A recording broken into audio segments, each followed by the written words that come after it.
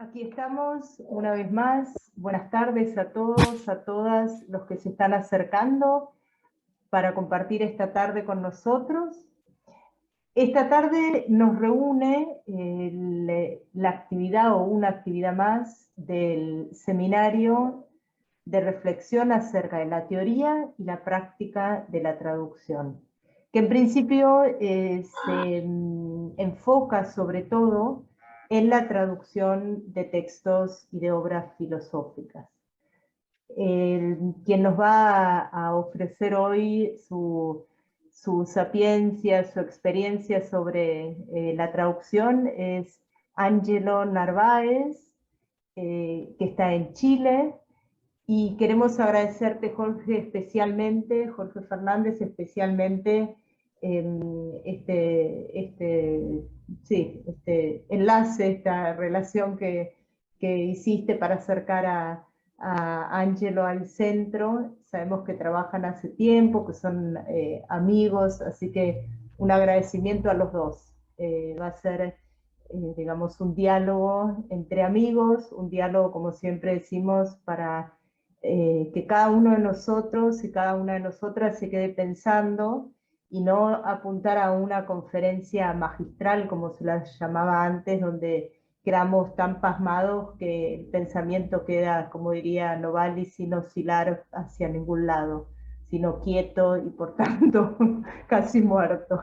Así que la idea es, como siempre, dialogar y entonces con esa costumbre que tenemos, escuchamos primero, vamos a escucharlo a Ángelo y después vamos a abrir la ronda de preguntas, de consultas. También podemos permitirnos preguntar algo que no entendimos o que nos pareció entender y al volver a leerlo nos damos cuenta de que quizá no lo entendimos. Y por supuesto inquietudes y pareceres y despareceres también. Ángelo, un agradecimiento muy grande por haber aceptado esta invitación. Sabemos que están ustedes allá en Chile, igual que nosotros aquí, en un momento del año donde se está terminando el semestre o el cuatrimestre, según como cada uno lo llama, y el agradecimiento es doble o triple o cuádruple porque sabemos que son épocas intensas de trabajo. Sí, pero si es para hablar de Marx y cartas, siempre, tiempo siempre va a haber, para eso siempre.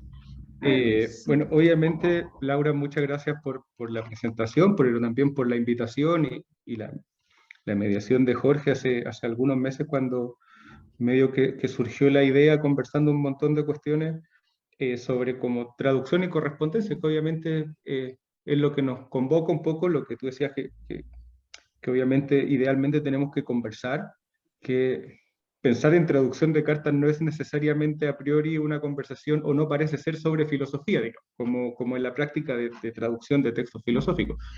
Existiendo Ángelo, paradójicamente, perdón, ¿sí? ay, perdón. Yo Sí, quizá no fui clara. ¿Puedo presentarte todavía? sí, Para sí, quienes no perdón. te conocen y después entonces ya te doy la Sí, palabra, ningún perdona que problema, te interrumpa, ¿sí? Así ya obvio. te conoce, va, sí, Me te silencio. presentamos. No, no, no, puedes dejar abierto. ¿No? Entonces, les contamos que Ángelo Narváez León es doctor en filosofía, es profesor adjunto de la Universidad Silvia Enríquez en Chile, autor de Hegel y la economía mundial, que se publicó en el año 2019, y compilador de Capital y dominación social hacia una crítica de la economía política del espacio del 2022. Editó y tradujo la correspondencia Rosa Luxemburg. Esto salió publicado en banda propia en el 2019. Además también Karl Marx, Nadar, en la editorial Nadar en el 2021, y la obra Eleonor Marx de la misma editorial este año, es decir, 2022, y Virginia Woolf está pensado para el año 2023. Ahí está. Perfecto, perfecto. Bueno, ahora sí, yo me silencio y te dejo la palabra, te la paso. Gracias. Igual, gracias Laura, voy a hacer publicidad, eso hay que decirlo, no sé si proselitismo, pero un poco de publicidad, sí. Bueno, el libro este, el de Cartas de Dergelia, que el nombre sobre lo que vamos a discutir, entiendo que va a llegar a Argentina a través de ferias. No sé si va a estar como circulando en librerías por ahora, pero entiendo que en las ferias sí va a estar. Por ejemplo, ahora en la feria de la FED en el Conex en agosto. Sé que ahí va a estar. Pero lo otro no estoy seguro si llegará como cotidianamente. Me quedé pensando en eso muy rápidamente. Y sí, perdón Laura, porque yo me adelanté a comenzar porque justamente algo que me quedé pensando mientras conversábamos antes de comenzar era la relación, porque esto lo había perfilado de una manera diferente, para comenzar entre carta y filosofía, digamos, como eh, parece ser o pareciera ser que están disociadas porque la escritura de la carta no suele ser la forma en la cual desde la modernidad al menos en adelante se entiende la narrativa filosófica, digamos, exceptuando, qué sé yo, las cartas de Schiller o qué sé yo, que ya tienen explícitamente esa forma, ¿no? Pero parece ser que en la modernidad se inaugura una manera de escribir filosofía que puede ser atendible, criticable, se puede defender, lo que sea, pero sí se inaugura una forma, quizás con Kant o un poquito antes de Kant, quizás con, no sé, con Wolff, con Baumgarten, qué sé yo, es una manera de escribir eh, que va como tendiendo un poco a la sistematicidad, ¿no? Más allá de que todos los sistemas sean estructuralmente sistemáticos, qué sé yo, tiende, hay una suerte de tendencia a esa sistematicidad y a mí me gusta mucho esa idea porque es algo que Frederick Jameson relativiza al pensar la idea de ficción narrativa, ¿verdad? Que lo hace particularmente pensando la escritura de Hegel en la fenomenología, que ahí hay una idea que a mí me gusta muchísimo, que la encuentro muy linda, que me parece sí que es más de Jameson que de Hegel, esto hay que decirlo, donde Jameson sostiene que en el fondo cada gran categoría de la fenomenología del espíritu y de la ciencia de la lógica, su mayor éxito está en que sea una categoría que devela la imposibilidad de una categoría para representar completamente la realidad, digamos. Es como una suerte de éxito en la medida en que demuestra el gran fracaso del lenguaje para dar cuenta de la realidad. Insisto, no sé si eso es particularmente hegeliano, pero sí me parece muy interesante cómo Jameson lee las categorías en general, como lógicamente, porque desde ahí lo que intenta pensar es una forma de narrar, que a mí me gusta mucho la palabra, que es la lógica de la ficción narrativa.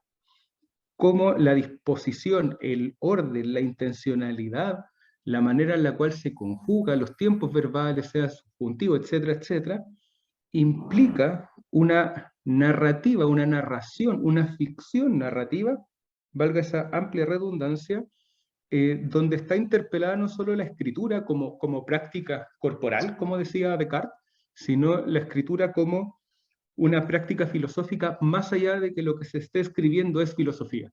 No sé si ahí termino de cerrar bien como lo que quería plantear, porque me gusta tanto esa idea de Jameson, porque en el fondo Jameson está diciendo que podemos leer las ficciones narrativas como filosofía, entendiendo que virtualmente cualquier escritura puede ser esa forma o puede ser comprensible como una ficción narrativa.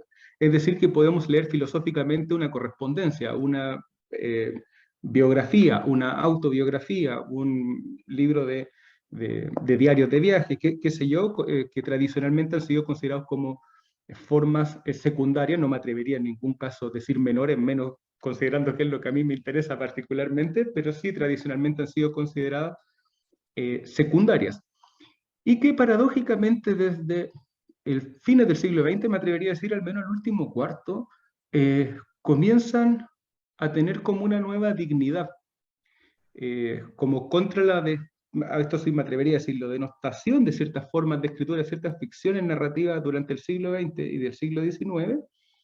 A fines del siglo XX, la correspondencia, la autobiografía, el libro de viajes, etcétera, la crónica, por supuesto, también tan importante en América Latina, comienza a adquirir o a recuperar una dignidad en un sentido amplio, en términos de forma intelectual de representar críticamente la realidad, que parece ser que estaba medianamente perdida. Y eso hace muy interesante pensar, por ejemplo, las correspondencias o la cantidad, y esto Laura lo sabe perfectamente bien, yo no sé si Laura esto lo sabe, yo no se lo he dicho, pero soy un fanático declarado de su trabajo. Hay una manera, o sea, hay como una suerte de revitalización sistemática de las correspondencias y del interés por traducir y editar correspondencias desde el último cuarto del siglo XX. Y de editar de manera diferente a cómo se editaba bajo los cánones de principios del siglo XX o fines del siglo XIX. Y eso es un ejemplo muy claro de eso, es la correspondencia de Marx, que se edita muy tempranamente, 1900, espero no equivocarme en la fecha, pero Franz Mehring ya en 1910, si no me equivoco, tiene una propuesta de edición de correspondencia de Marx y Engels. 1910, o sea que estamos hablando de antes del esfuerzo que llevó a cabo la Unión Soviética y el Instituto de Marxismo-Leninismo de Alemania Oriental, ¿cierto? Como es muy primario. Y conocemos también un poco la historia de ese recorrido.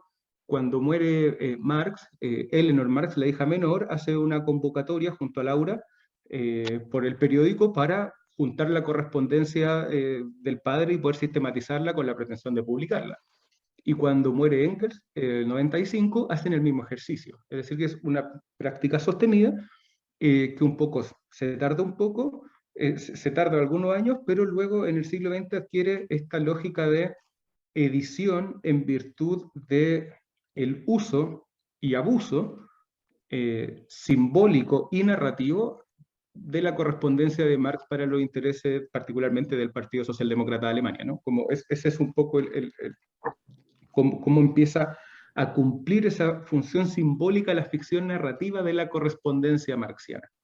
Quizá avancé muy rápido por ahí, pero lo que quiero decir es que eso se mantuvo durante el siglo XX, se amplifica cuando la Unión Soviética y Alemania Oriental, desde los 30 en adelante, ya le ponen un nivel de profesionalización como brutalmente transversal a nivel internacional, incluso con contribución internacional a la edición de las obras completas de Marx y Engels, ¿no?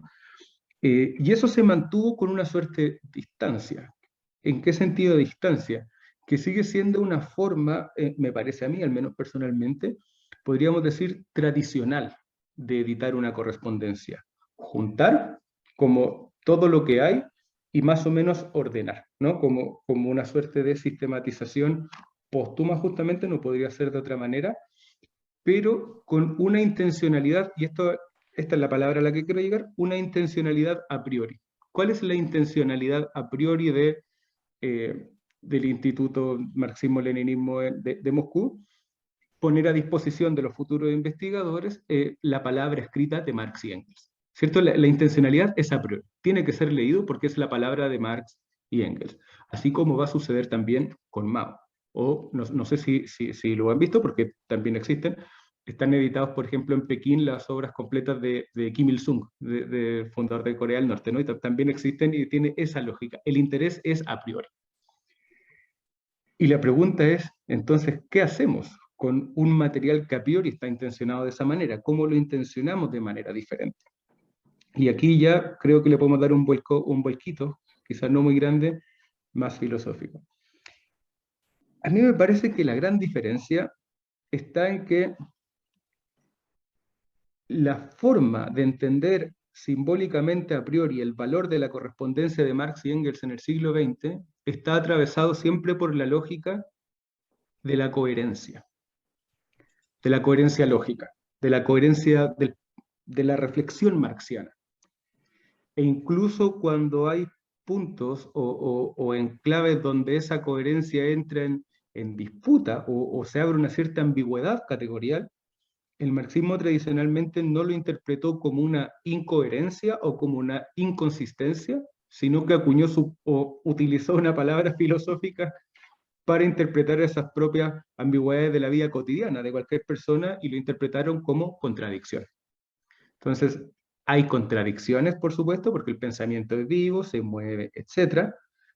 Pero eso sigue siendo una carga filosófica y particularmente hegelo-filosófica para interpretar ciertas cuestiones de la biografía marxiana y de su correspondencia, pero que no permite asumir una transversalidad, una complejidad aún mayor, que es el espacio a la ambivalencia, a la ambigüedad, a la incongruencia, a la abierta inconsistencia de la narrativa biográfica marxiana.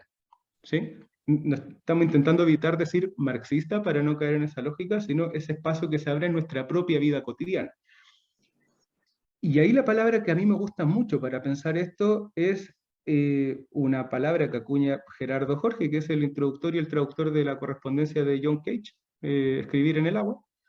Y dice, lo interesante de la correspondencia es que se presenta como una autobiografía involuntaria. Y a mí eso me parece fantástico.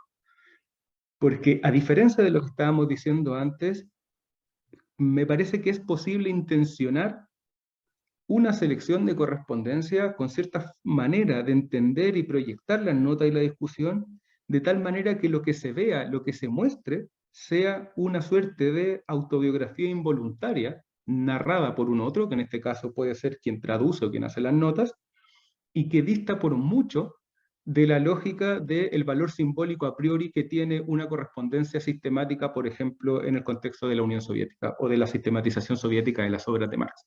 Entonces, me parece que son dos formas completamente diferentes de editar una correspondencia, de plantearla, de pensarla, de narrarla, de escribirla, de traducirla, porque finalmente son dos ficciones narrativas diferentes.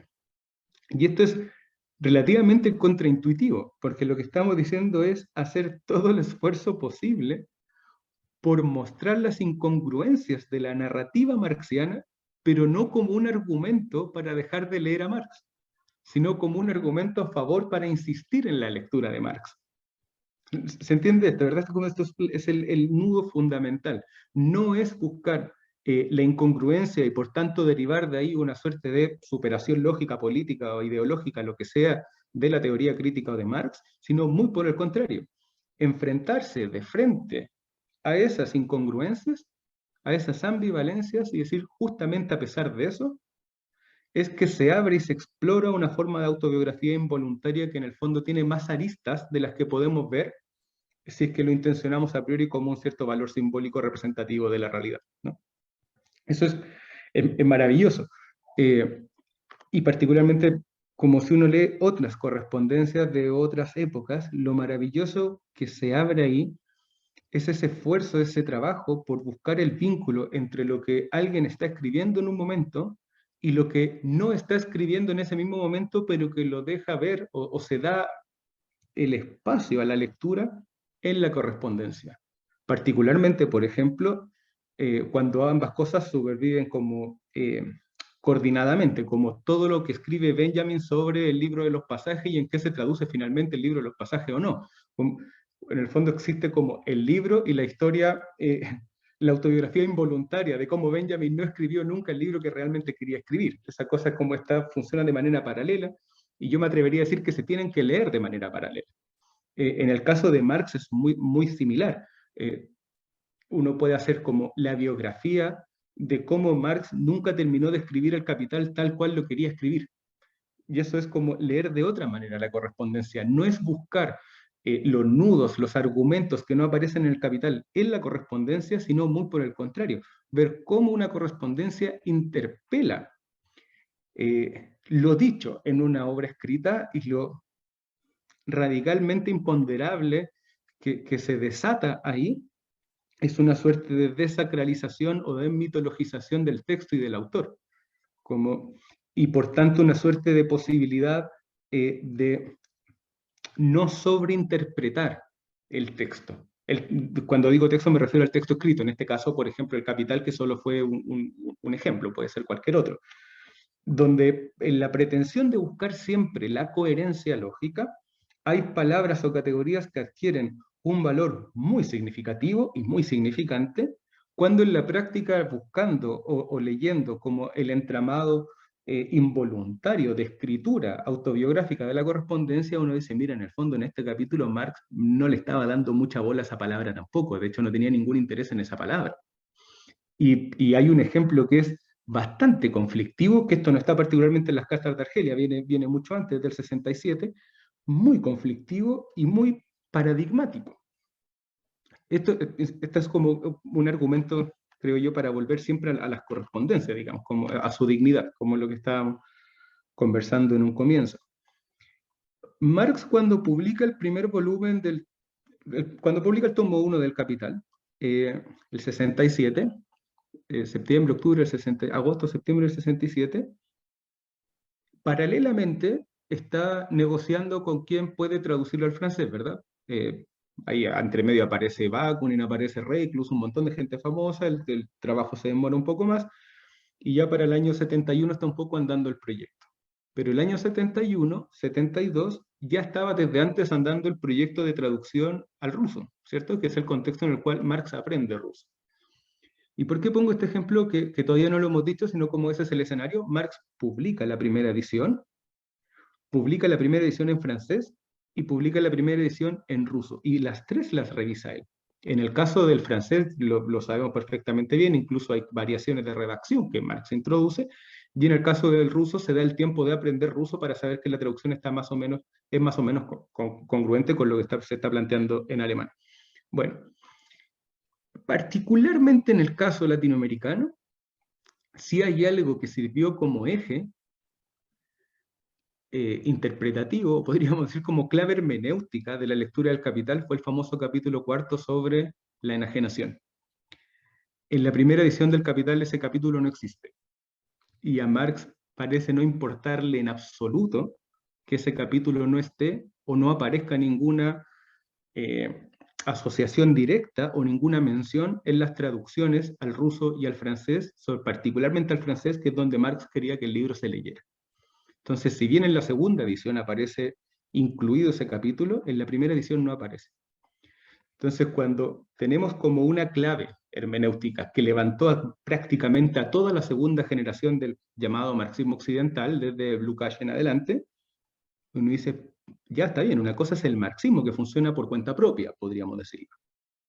Pero no sobredimensionemos lo que está diciendo Marx, porque si desacralizamos esa lectura, vemos que en ningún momento, en toda esa amplísima correspondencia con los traductores que está editada, toda la correspondencia con los traductores rusos está editada incluso en castellano hace muchísimos años, desde los 70, en cuadernos de pasado y presente, ¿verdad? Y con los franceses está un poco editada hace menos. La editó Godin hace unos 10 años, un poquito menos. En ningún momento hay un interés por decir, cuidado, que no se publique porque me falta escribir el capítulo sobre la enajenación y qué sé yo. Bueno, en ese sentido es que las correspondencias funcionan como una suerte de trama o entramado de la trama pública que permite entender de mejor manera, me parece a mí, qué se está diciendo incluso lógicamente en el texto ya escrito. Que el texto escrito no se vale por sí mismo, sino que tiene que ser comprendido desde muchas dimensiones, sobre todo textos tan complejos. ¿Qué decir de gente como Hegel o Kant o lo que sea, que por supuesto tienen todas esas complejidades también? Que en el fondo hacer una traducción siempre es terminar haciendo una biografía secundaria nota al pie para poder intentar siquiera como atisbar qué es todo lo que está sucediendo en un momento escritural. Es tremendamente complejo, pero tremendamente enriquecedor, en el sentido que, voy a insistir en la palabra, desacraliza la lectura, desmitologiza, digamos, como hay una suerte de muerte del padre, digamos, o de negación del nombre del padre como freudiano en ese sentido, y bajar, como reducir la ansiedad de la interpretación. Y lo interesante es que muchos textos terminan siendo como muy dignificados en ese proceso, pero no por eso igual de elegante, digamos. No sé si se entiende lo que quiero decir. Quiero decir que en esa desacralización hay textos que dejan o se les reduce el peso simbólico que tienen, pero eso me parece que en ningún caso hay que leerlo como una suerte de pérdida, sino justamente lo que permite ahora releerlo, como ya no es ese texto sacralizado y por tanto lo podemos leer secularmente. Perdonen la constante referencia religiosa, pero me parece que es como una parte, como una suerte de claves categoriales para pensar este proceso, ¿no? Y ahora, para no insistir mucho más en eso, es como un contexto que tiene que ver esto con las cartas de Marx y particularmente las cartas de Argelia, así que lo queremos plantear de ese modo. Es el enfrentarse a una dificultad que en el texto escrito, en el texto publicado, digamos, pensado para publicarse, no siempre está. A veces está, porque hay textos tremendamente eclécticos y qué sé yo, digamos. No sé, pienso particularmente en Schelling o Benjamin, son dos autores que uno puede como casi leer como aforismo, digamos, a partir de cualquier parte y como que engullen la lectura de cierta forma, de una manera muy vertiginosa. y uno siempre puede partir como casi a cualquier párrafo y desde ahí continuar la lectura. Mi impresión, al menos. Estos muy, muy difíciles, con mucha carga simbólica en el lenguaje, pero al cual uno siempre puede volver a una cierta consistencia interna, a una cierta lógica propuesta por la ficción narrativa. En cambio, en las cartas, la ficción narrativa, como dijimos, es involuntaria.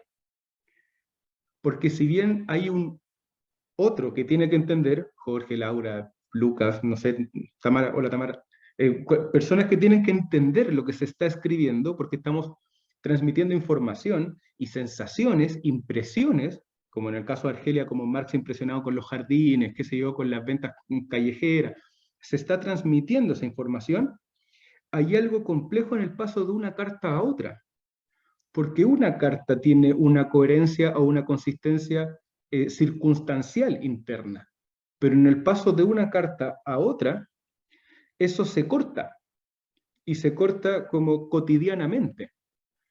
Como lectores exógenos de otra época, podemos reconstruir lo que se pierde, entre comillas, entre una carta y otra, que no es lo mismo que pasar de un párrafo a otro en un libro, o de una página a otra, o de un capítulo a otro. En el caso de una carta, cambia el tono, cambia la intencionalidad, cambian incluso ciertas conjugaciones, que puede ser producto de la aceleración del tiempo en el cual se tiene que enviar una carta, o, por ejemplo, por persecución, exilio, o sea, son categorías, o sea, como son momentos muy claros dentro de la historia del marxismo, por ejemplo, o también por la rigurosidad que puede tener una cierta escritura sabiendo que esa carta va a ser copiada y leída en otra parte. Como ustedes saben, como una práctica muy común del siglo XIX, es escribir al final, te permito ocupar esta carta públicamente, es decir, copiarle, que se publique, que se reenvíe o qué sé yo, o al contrario, decir, por favor, te pido que esta carta sea privada, como explicitarlo, porque se entiende la carta como un documento que va a ser leído por más personas, donde también existe la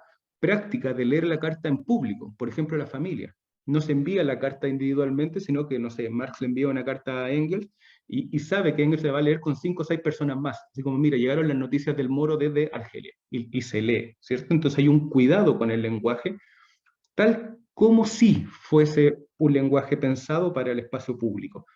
Pero hay otras cartas que son 3 líneas y son como, mira, cuidado, ojo con esto, no hables con tal persona, o creo que esa persona es una infiltrada de la policía, que se estoy pensando en el contexto de Marx en los 70 y los 80, ¿no? Con cartas muy cortitas, otras que son pensadas para que las lean los nietos en París, hay un montón de cuestiones donde son como, donde la correspondencia termina siendo una suerte de enjambre, donde no hay necesariamente un paso lógico entre una carta y otra, sino que hay que reconstruir el paso que hay de uno y otro, de una carta a otra, en ese enjambre, donde a veces la carta 1 se hila con la 3 y la 7, y la 2 con la 4 y la 5, pero la 1 y la 7 no se hilan, tienen como relaciones diferentes, ¿no? Y uno va armando, es como un enjambre de microenjambres, como una suerte de perspectiva, una cartografía biográfica involuntaria, que se puede seguir desde diferentes registros, como en el caso de este libro en particular, ¿no? Como la historia de Marx o su vínculo con el mundo árabe, o su vínculo con el mundo árabe colonial, su vínculo con el Islam, su vínculo con los exiliados de la Comuna de París en el norte de África, y etcétera, etcétera, etcétera.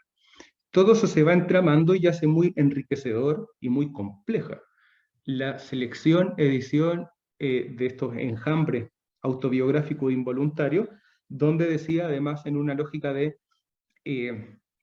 circunscribir ese enjambre, el trabajo de edición implica también producir notas para transformar esa autobiografía involuntaria en una suerte de biografía pública. No necesariamente sistemática, pero sí lo más cuidada posible para dejar sobre la mesa, no necesariamente explicar, sino como dejar sobre la mesa todas las complejidades que hay en las correspondencias de figuras, por supuesto, tan complejas como Marx, ¿no? Y muchas otras, pero este es el caso. Y pongo un ejemplo que me parece que es bien interesante en estas cartas en particular que son del 82. Hubo, o sigue habiendo, una tendencia a interpretar el paso de Recordarán que cuando fue el 200 aniversario del natalicio de Marx salieron un montón de libros, biografías, la de Stedman Jones, un montón de libros, algunos buenísimos, hay que decirlo. Y también se publicaron muchísimos libros sobre Marx en Argelia, como sus últimos, bueno, este libro fue parte, se pensó así también, digamos, como pensando en los 200 años, salió un poco después, pero fue pensado así también, seamos honestos. Se publicaron un montón de biografías sobre ese proceso. Y hay un libro, por ejemplo, que se llama Los últimos días del Moro, está el de Marcello Musto, no sé si lo conocerá, que es una interpretación del último Marx, bueno, el de mismo Enrique Dussel, que hace una lectura sobre el paso de Marx por Argelia. eh, Hay un libro que salió que se llama Marx en la barbería, digamos, salieron muchísimos libros intentando explicar o intentando leer con claves heterodoxas, complejas, ¿qué es esta situación tan rara del único viaje de Marx fuera de, entre comillas, territorio europeo? Y ahí volvemos al principio. Me parece que ahí hay que nuevamente desacralizar, desmitologizar, disputar al marxismo el monumento Marx y devolverlo a otro tipo de narrativa. Si hay algo que tienen estas cartas es la insistencia de Marx, por ejemplo, en no querer ir a Argelia. Y termina yendo por recomendación médica de su médico en Londres y de Engels para que se trate los problemas pulmonares que tuvo toda la vida. No fue un viaje como etnográfico, quiero ir a conocer el norte de África porque está sucediendo tal o cual cosa. Es un viaje, no quiero ir, y de hecho mi intención es quedarme en Marsella, pero en Marsella está lloviendo y por tanto me voy a tener que ir al norte de África. Como, ¿se entiende? ¿No? Absolutamente desacralizado, no tiene nada de elegante como el motivo del viaje. El Marx Indiana Jones, como voy a ir a conocer África, no tiene nada de eso. Es completamente lo contrario. Se queja en cada carta de qué carajo estoy haciendo en el norte de África, hace un montón de calor, después está lloviendo mucho, estoy peor que cuando llegué, me quiero devolver. Es una queja tras otra que inmediatamente implica decir aquí hay que dejar de lado el imaginario de una supuesta decisión volitiva o política de Marx por conocer el norte de África. Eso queda de lado como lectura. Pero además hay otra dimensión, y es que para el sentido común de las capas ilustradas europeas, particularmente inglesa y francesa, hoy día nos parece contraintuitivo, pero las capitales coloniales no son consideradas espacios extraeuropeos, se consideran espacios europeos habitados por el mundo árabe, por ejemplo. Pero para Marx ir al norte de África no es necesariamente estar fuera del espectro europeo. Es una suerte de simbiosis colonial, por supuesto, tremendamente colonial, pero no se siente por fuera. Es como la relación que tiene hoy día Francia con sus colonias en el Caribe, digamos, como una ambigüedad compleja en el control colonial, donde ese espacio queda como en desigualdad de condición en relación a los centros metropolitanos, pero no por eso es una completa exterioridad. En el fondo todavía es una suerte de espacio seguro geopolíticamente, ¿no? Como controlado. De hecho, Marx intenta un poco explicar eso en algunas cartas, digamos, como el sistema de justicia colonial que ha aplicado en Argelia. Entonces, ni de una ni de otra parte se sostiene en términos materiales la idea de un Marx queriendo conocer el norte de África. No está en su interés inmediato. Sin embargo, esto siempre la palabra, que a mí me parece una de las palabras más lindas, digamos, el sin embargo y el pero, esas lecturas también se sostuvieron por los famosos cuadernos etnográficos de Marx, ¿verdad? Cuando Marx lee a Alexander Kovalevsky sobre la propiedad comunal de la tierra para elaborar o para proyectar sus sucesivas reelaboraciones de los capítulos sobre la renta en el volumen 2 del Capital. Y en las teorías de la plusvalía, que bueno, eso tendría que haber sido otra parte del Capital también. El asunto es que por las correspondencias sabemos justamente un montón de cuestiones para abordar ese problema. Kovalevsky le envía a Marx las copias de su libro el 79, 3 años antes de ir a Argelia. Y se las envía en ruso, Marx las puede leer en ruso porque ya había aprendido el 70 para revisar la traducción del Capital al ruso, ¿verdad? Como nudos, enjambres y nudos desde las correspondencias. En ese contexto, Marx lee a a Kovalevsky, porque también está intentando pensar las formaciones premodernas, podríamos decir, o las formas de organización premodernas. Y ahí también han surgido lecturas del tipo, es que Marx en el fondo tenía una preocupación también por las formaciones sociales precapitalistas, que incluso han habido algunas lecturas que lo han intentado vincular como con lecturas, digamos, o intereses protofeministas en el caso del siglo XIX.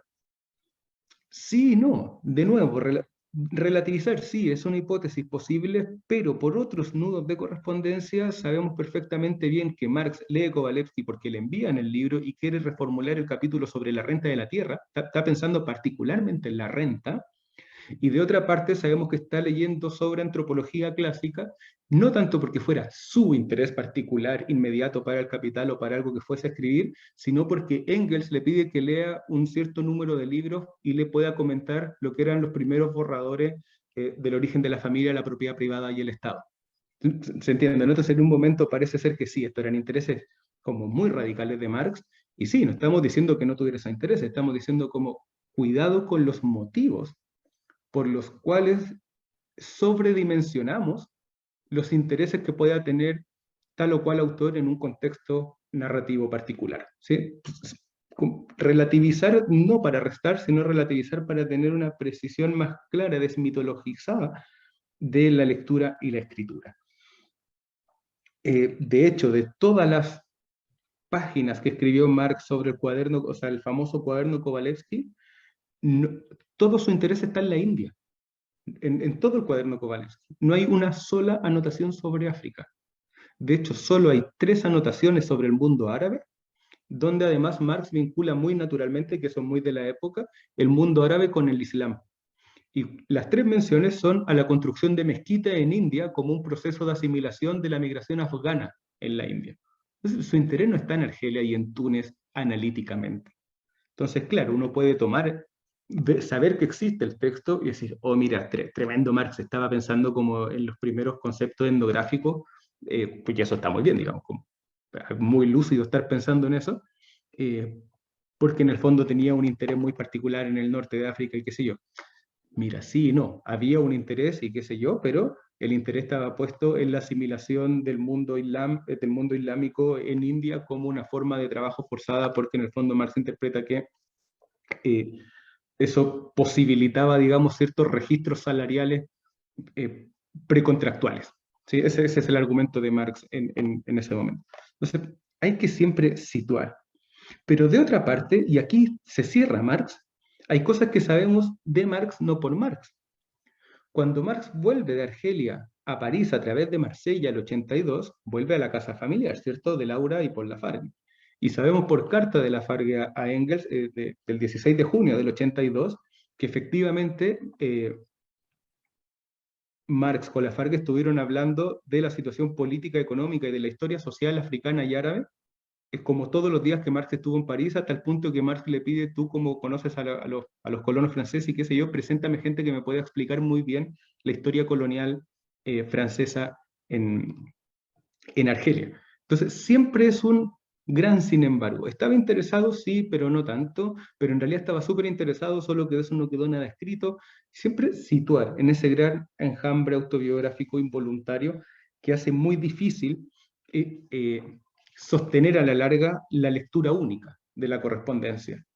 Y eso es justamente lo que queremos decir, ¿no? Como es muy difícil sostener la lectura única, bien, tomemos eso y muy por el contrario, convirtamos la correspondencia en una diversidad de lecturas, en ramificaciones, en nudos posibles y desatar otros nudos ya existentes donde no estemos como, por ejemplo, atados a una interpretación simbólica que anteceda a la escritura y a la ficción narrativa propia de los momentos de la correspondencia como constitutivamente. Me parece que eso es una cuestión fundamental, no solo en el caso del marxismo es un muy buen ejemplo porque obviamente es una forma de narración que tuvo atrás más que un Estado, no solo al Estado soviético, sino que tuvo internacionalmente, digamos, como un proceso de sistematización y de lectura de obra. No sé si no, me atrevería a decir que no sé si no hay otra experiencia filosófica donde un autor haya tenido como ese soporte para sistematizar su obra, o sea, como, no sé, todo Hegel está sistematizado, qué sé yo, todo Leibniz, lo que sea, o Kant, muy tempranamente, pero no de la forma en la cual sucedió durante el siglo XX con el marxismo, donde es un proyecto abstracto y concreto a la vez desde estados hasta instituciones, muy internacionalmente, digamos, es un caso muy, muy paradigmático y muy único en términos de sistematización, y que, con esto terminamos, hace muy difícil, por eso mismo, desprenderse de esa totemización de la lectura y de la figura. Replantear un orden, una intencionalidad, sin forzarla, por supuesto, con sus vacíos, con sus incongruencias, con nuestras lecturas insatisfechas, también con nuestras pretensiones insatisfechas de un cierto orden narrativo en la correspondencia, creo que se puede interpretar como una muy linda y provechosa puerta de entrada, no solo a la lectura de la misma correspondencia, sino de la obra en general, como una suerte de entrar por la ventana para llegar a desordenar el salón, digamos, y reordenarlo.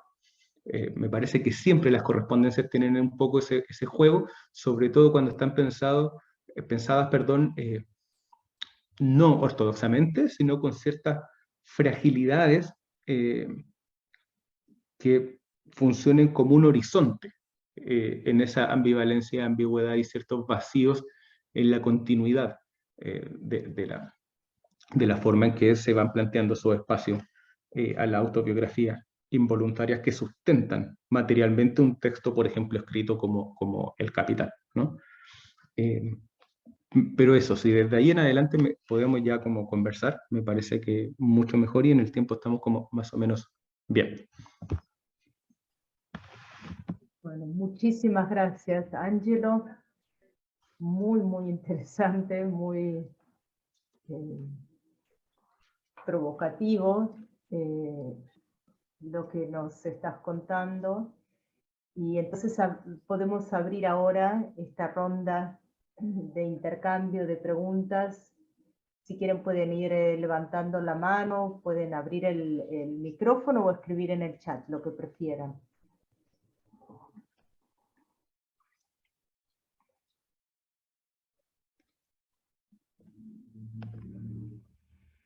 Bueno, si quieren hasta que van pensando, van... Ah, bueno, dale, Jorge, dale.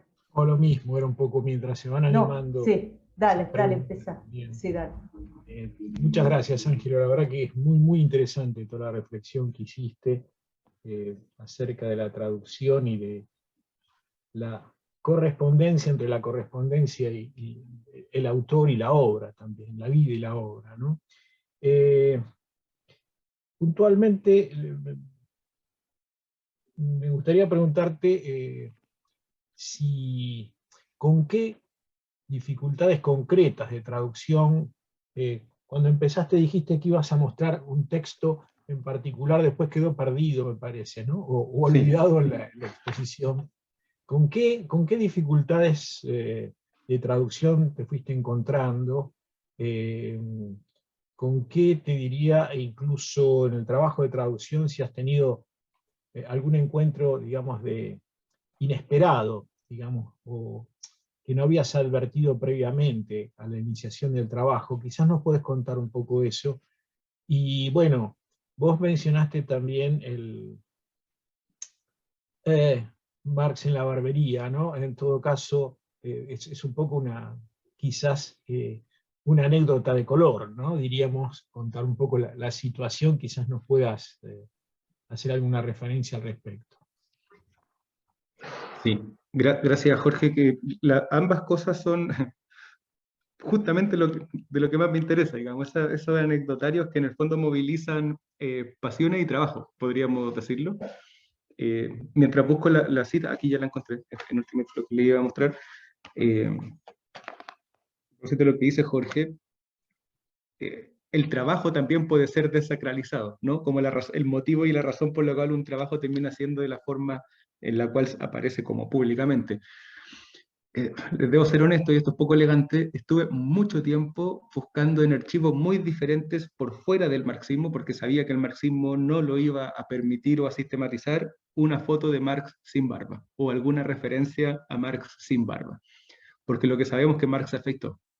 Antes de devolverse a Francia, se afeita por el calor que hace en ese momento, y tenemos la carta, ¿no? Donde le envía las copias a las hijas y le dice, me saqué la barba de oso con la que me han conocido como toda la vida, y es una foto muy linda porque es la única foto de todas las que tiene, que son como 15, 14, 15 fotos que se sacan en su vida, de las que hay referencias, porque hay otras 2 o 3 de las cuales hay referencias, pero no hay sustento material, en las cuales está sonriendo.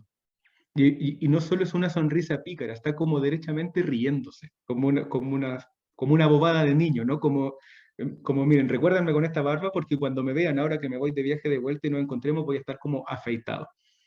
Y esto me implica como una cuestión muy, muy compleja, o sea, que es más compleja de lo que parece. La Farge cuando se encuentra con él lo describe, se lo describe a Engels y le dice, mira, está pasando algo muy raro porque el tipo se quemó al sol en África, tiene toda la frente negra, pero se afeitó, entonces tiene toda la parte de abajo blanca. Dice que se ve rarísimo, le da un aspecto como muy poco amigable, pero bueno, y qué sé yo, y lo describe físicamente.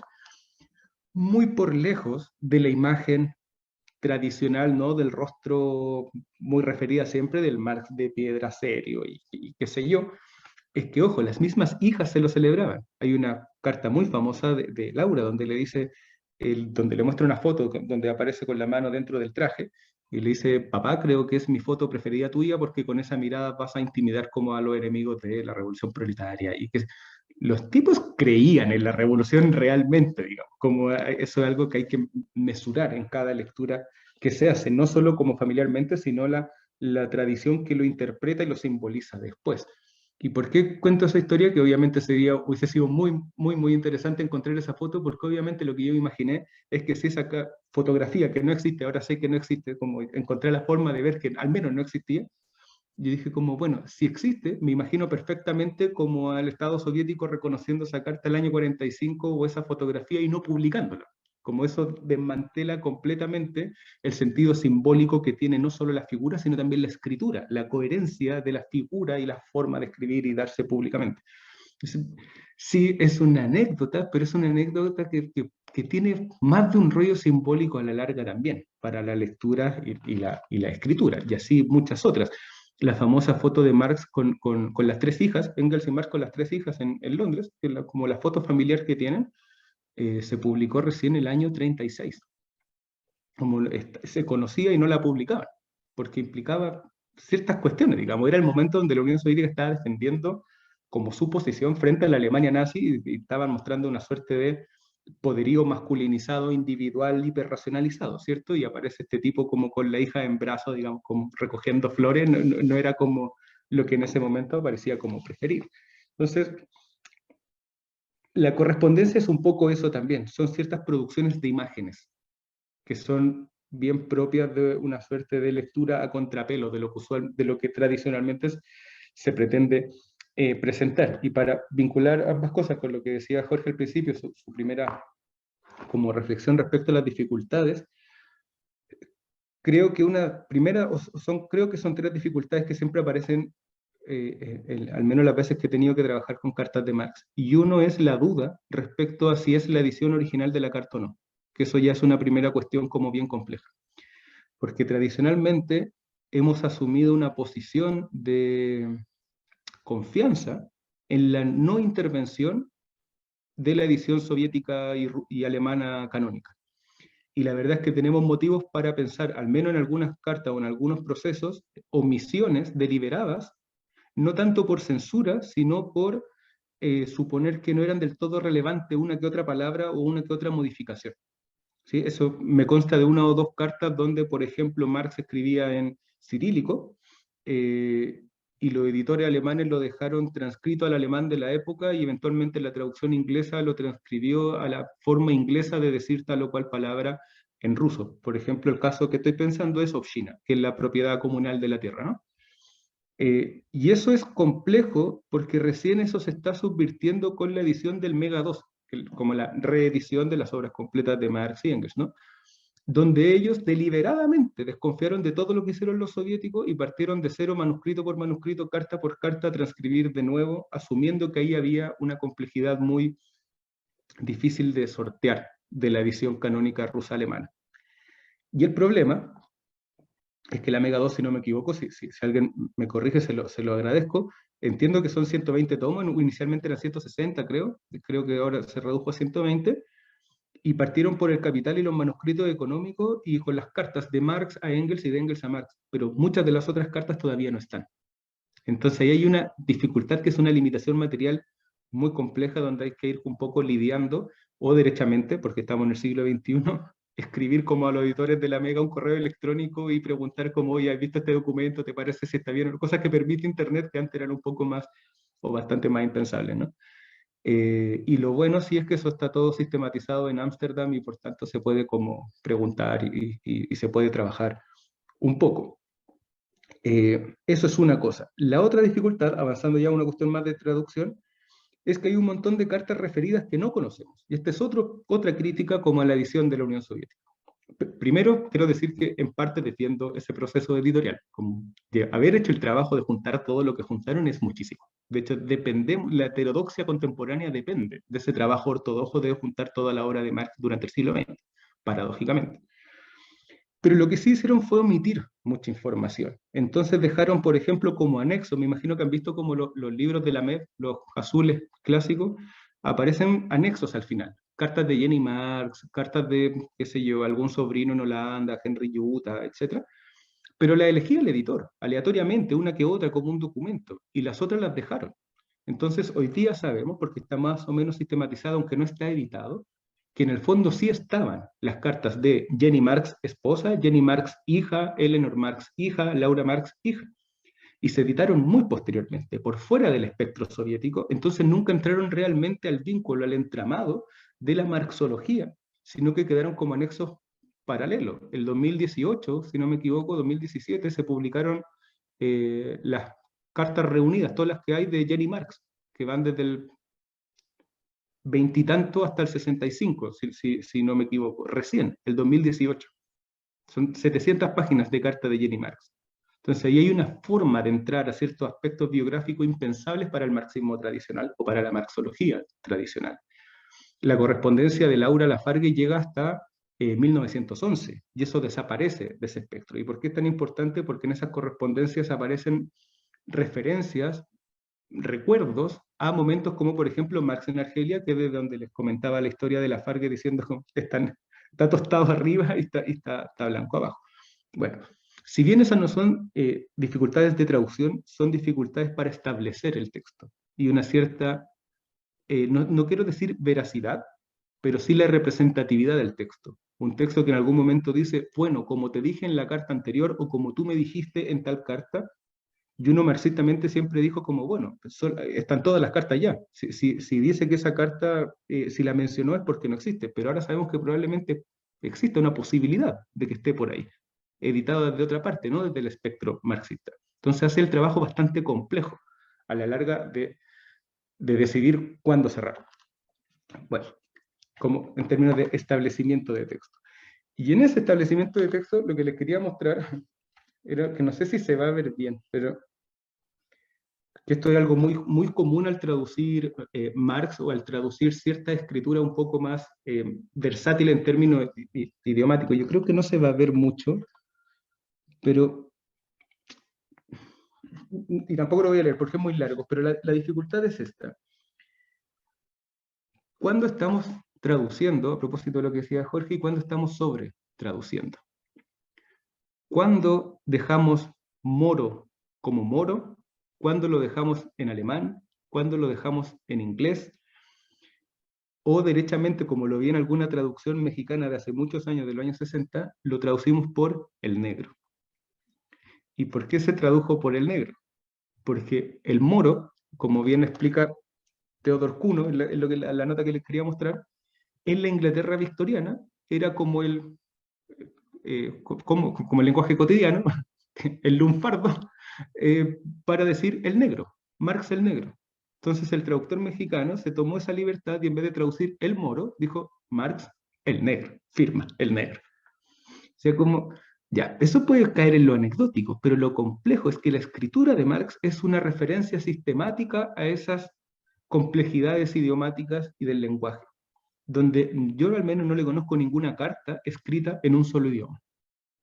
Como desde las cartas tempranas, desde la famosa carta al padre, está llena de referencia al latín, porque sabemos que en ese momento Marx estaba traduciendo al latín, o sea, de latín en alemán, qué sé yo, y después, país que va, país que se apropia del idioma, y comienza a escribir franco-alemán, después comienza a escribir franco-alemán-inglés, después comienza a escribir franco-alemán-inglés con frases completas en ruso, en ruso, que son un dolor de cabeza pensar cómo dejar toda esa variabilidad de idiomas. Y mi decisión personal siempre es mostrar, ojalá, la mayor diversidad idiomática posible, la mayor riqueza idiomática, pero eso hace muy pesado el texto también.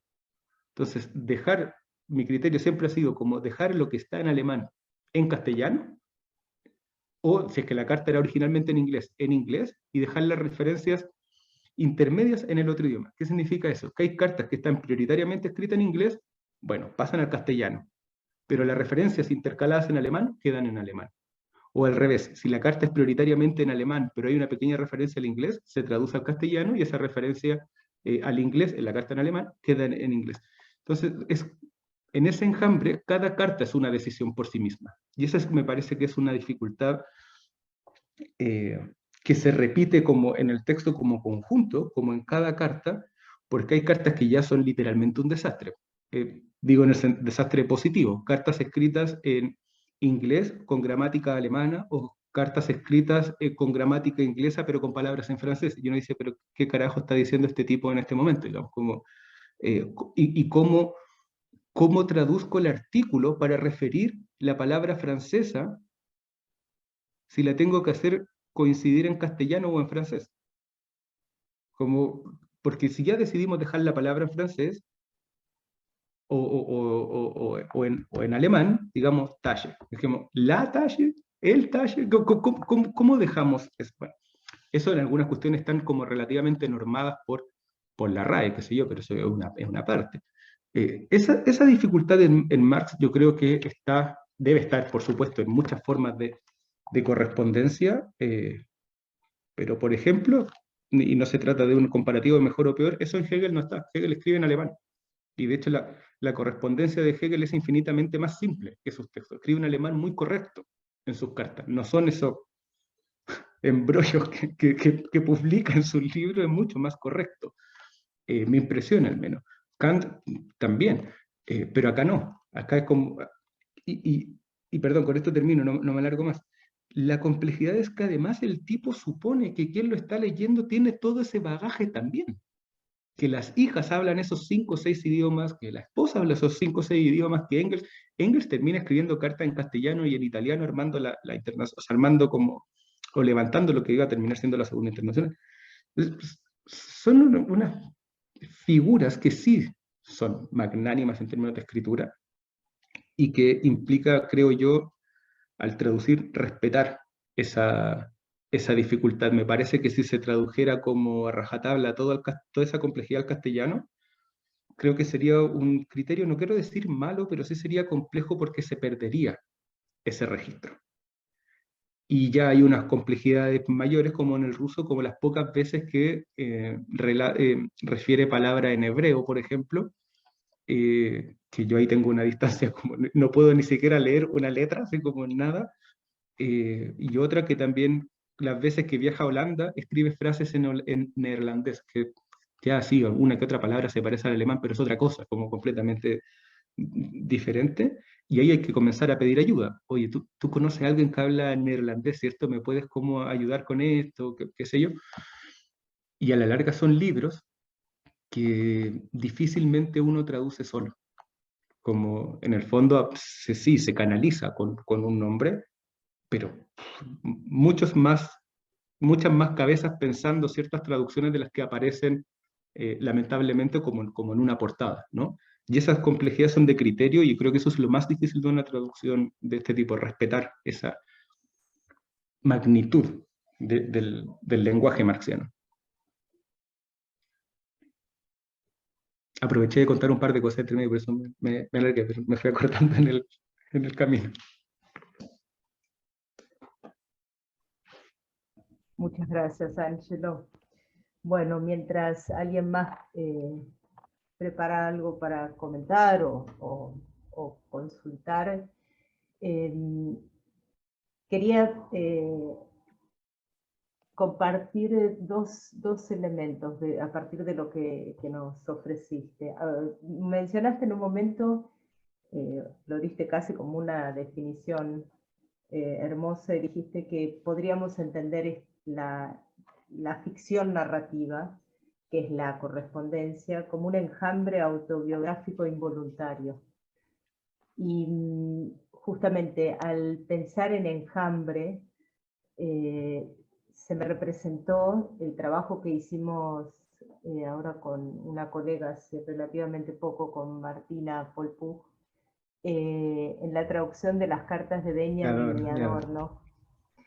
Y bueno, ahí el enjambre, dos cosas, quería como contarte a ver cómo lo ves vos. Ese enjambre autobiográfico, involuntario, en esta correspondencia entre Benjamin y Adorno, que cuando nosotros recibimos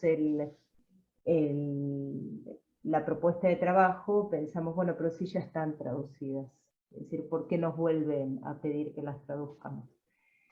Y la segunda reflexión de mi parte fue, claro, desde 1928 hasta 1940. Uno diría, en un primer momento, no son tantos años. Sin embargo, es una eternidad.